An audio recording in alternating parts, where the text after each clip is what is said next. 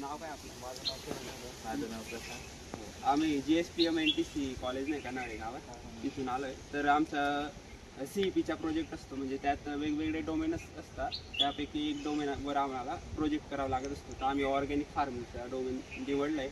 तर त्यामध्ये जे शेतकरी असतात तर त्यांच्या जे समस्या असतात तर त्यांच्यावर आम्ही उपाय असेल वेबसाईटच्या द्वारे असेल किंवा विविध आमच्या परीने जे पण आम्हाला देता येत असेल आम्ही ते करत असतो.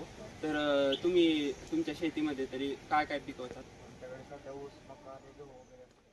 आधी आम्ही 2 विजिट तुमच्या इकडे दिल्या होत्या कोल्हेवाडीला. तर आम्ही विविध म्हणजे 2-3 शेतकऱ्यांना भेटलो. तर त्यांनी आम्हाला म्हणजे प्रॉब्लेम सांगितले, आम्ही त्यांच्यावर उपाय पण सांगितले. तर तुम्हाला जे प्रॉब्लेम येत असतील तुम्ही सांगू शकणार का तुम्ही? म्हणजे काय होतं, आता जर रोग पडला तर कुठला रोग पडतो ते कळत नाही. म्हणजे आता सध्या त्याच्यामुळं कसं उत्पन्न एवढं कमी होतं.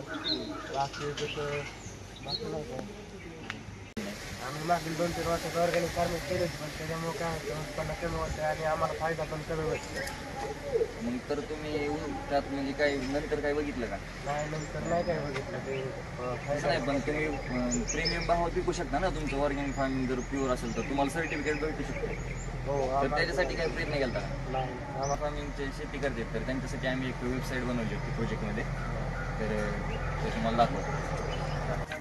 तर आम्ही एक वेबसाईट बनवली आहे. तिथे तुम्ही कसं आहे तर तुम्हाला काय रोग झाला असेल त्या झाडाला त्याचा फोटो काढून तुम्ही याच्यावर टाकला ना, मग तुम्हाला कळणार की काय झालं आहे नक्की, परत कुठलं त्याच्यावर खत वापरायला पाहिजे.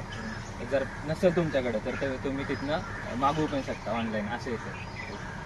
आणि म्हणजे जे शेणखत वगैरे आहे, शेणखत कोंबडी खत त्याचं पण म्हणजे लवकरात लवकर कसं बनवायचं त्याची पण तुम्हाला त्याच्यावर माहिती भेटून जाईल.